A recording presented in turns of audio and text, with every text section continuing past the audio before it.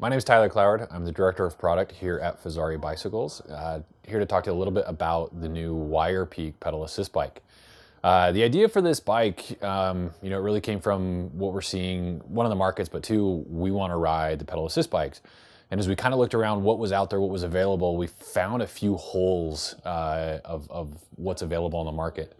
A lot of them was really with the geometry and how the bikes were handling. Typically, the pedal assist bikes, the bike is built around a motor. You find your motor, you find a battery system, and you kind of build a suspension bike around it. And there's a lot of limitations with that, with what you can do with geometry. Usually the rear triangle and the chainstays got really, really long. And what that did, it made the bikes handle really slow. Yeah. And so when we set out to make the Wire Peak and to design the Wire Peak, we really wanted to make sure that it was a bicycle first. We wanted that all mountain trail feeling. We wanted to be able to have a bike that handled the descents, the cornering, something that you could still, take off the little jumps and drops, and it still handled and behaved like a real bike instead of this big clunky bike, 50-pound bike with a big motor and a battery system in it. It was really bike first, happen to integrate it with the pedal assist motor and having the power plant on there. So a couple of things that we really wanted to make sure that we hit. One was the geometry of the bike. With a few things we've learned from some of the previous models, we wanted, that slack head tube angle at 66 degrees, but really important was that short rear end.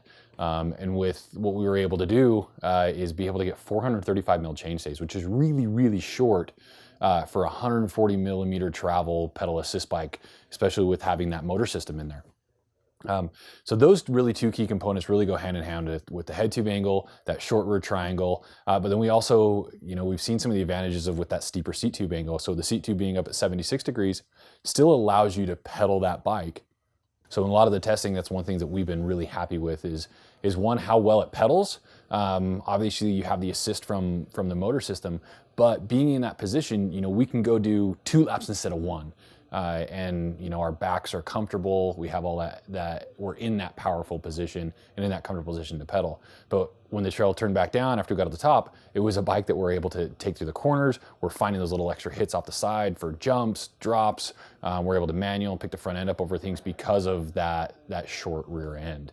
And so we went through probably 7 different designs to be able to really fit in that motor system, but also taking consideration the narrow Q factor of the motor. We're using the Shimano system that has the narrower Q factor, and what that does, it allows your feet to be in a more neutral position. So having that narrow Q factor, being able to run wide tires, we're running 27 2.8. We also can run 29ers on this bike with our GA Link system. A lot of those, really designing all of those features in, it got pretty difficult. And that was the reason we had to go through so many iterations to make sure that we had, the forging of the lower link done correctly to be able to stand up to our lifetime warranty on the frame, but also really keep the geometry set on the bike. So first and foremost with the Wire Peak, it was bike first, power plant second. Make sure that we have the geometry right, make sure we have the suspension curve correctly built into the system. It's a nice progressive system. It's a longer travel bike than what you've seen on some of the other models, coming at 140 millimeter of rear travel. And so we really wanted to make sure bike first, power plant second.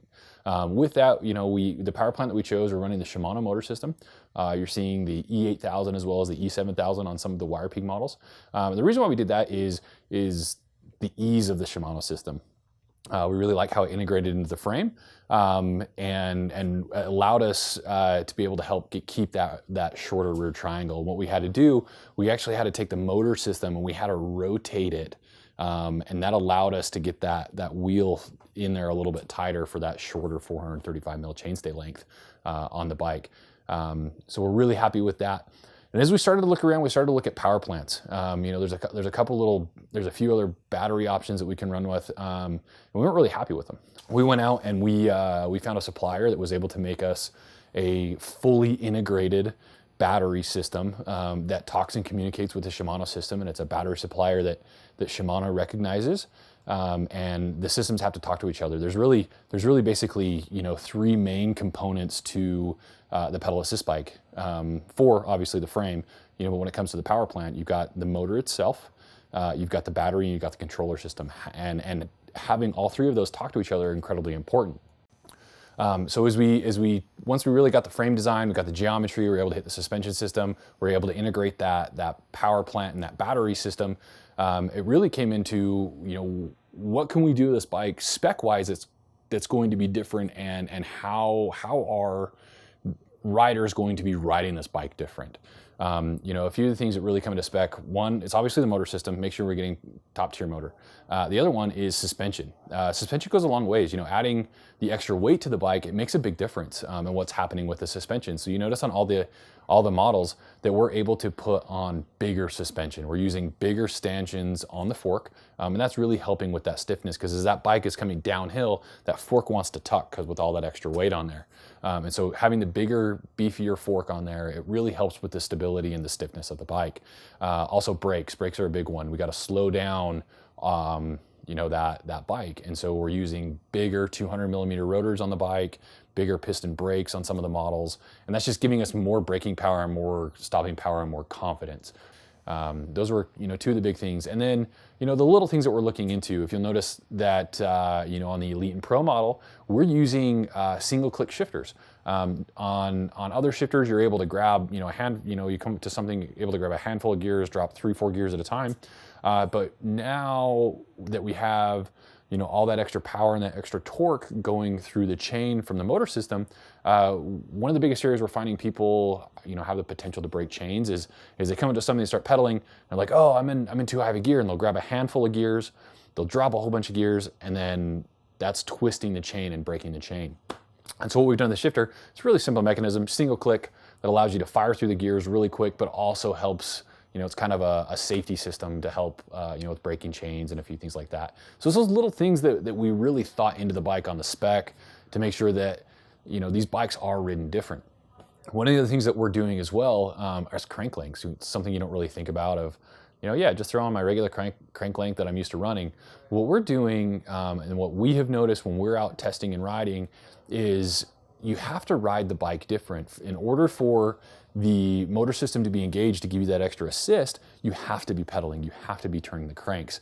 And there's a certain zone in the power of the motor system that gives you the most efficiency and the power. And as you're pedaling up rocky things, normally what I'll do, you know, when I'm riding like LaSalle Peak or a Signal Peak or even a Cascade or something like that, is I'm coming through a rocky section, you know, I may be coming up and I'll do kind of what we call a ratcheting pedal technique. So I'll come up, I'll do like a half pedal, I'll back it off, and then I'll pedal again up and over the top so I'm not hitting those cranks, you know, on those rocky ledges, especially when I'm riding in the desert. When you do that on the wire peak though, what actually happens is as you pedal, you back off, that motor disengages, and then it has to engage again as you pedal. So what we did is running the shorter cranks, that allows us to pedal through more of that chunky rocky section, but it also allows us to spin a little bit faster cadence. We don't necessarily need the leverage of the longer crank, we really just need the cadence of that shorter crank allows us to use. So we're making sure that our motor is really, you know, in that so-called power band with that shorter crank and the cadence on there. So it's those little things that you know, as we look at, you know, our complete bike analytics, you know, it's not just, hey, yeah, we got a sweet power plant, throw it in a frame, and you know, let's go ride these things. There was a lot of thought put into this with the geometry, you know, the spec choices that we made. You know, they're there for a reason, you know, why we have there, and we spent a lot of time and a lot of effort making sure that all of those, you know, those I's are dotted and those T's are crossed for that user, because you do ride a pedal assist bike a little bit different, you know, and then making sure that we have the value at the different price points on the bike, you know. So as we're testing this bike, you know, we do spend a lot of time testing. The range on this has really exceeded our expectations. You know, there's days that we're able to do, oh man, we've done, you know, 25-mile days in 4,000 or 5,000 feet, and we're not even close to running out of battery. You know, so we're really happy with this. You know, we really wanted to make sure that all the features were there. One of the things we did in the battery system is we wanted to make it user friendly. And so, we kind of hid the battery inside the frame. We've got that nice alloy cover over the top of it, sealing everything with the rubber seals just to make sure everything is, as water resistant as we can. But we do offer, the ability for on-bike and off-bike charging. We made it so that, hey, if you wanted to have an extra battery, you can have an extra battery. And that was, a big thing to us to make sure everything was sleek and seamless, and it looked like a real bike and provided that capability. Why I love the Wire Peak and why I'm excited to have one of these bikes, in my bike quiver, is it's not really, the so-called cheating. It's really, to me, it's I'm able to go out, I'm able to do 2 laps instead of 1. My after work ride, instead of being 6 to 8 miles, it's 15 to 16 miles. It's allowing me to explore more, go further. It's getting to areas or getting to trails that, I might have to kind of block out like a 4-hour time period, on a weekend or something like that. These are becoming after work rides now on some of these trails that are a little deeper and a little bit further back in. So that's why I'm excited to have the Wire Peak, and it still handles like a real bike. I'm able to get up the climbs a little bit faster, but on the downhills, I'm riding them just as fast. As like my LaSalle Peak or my Signal Peak, and the cornering, the stability, I'm finding little fun little jump lines and little drop lines and things like that. So this is a bike that we're really excited to have. I think that we've really checked all those boxes, that we had going into this of making it, a bike first that happens to have the assist, but then in the assist system, really being smart about what we're doing with the spec choices, and really the features, and making sure that we are, covering and addressing, some of those issues to pedal assist specific users. You can see more about the Wire Peak at Fazari.com.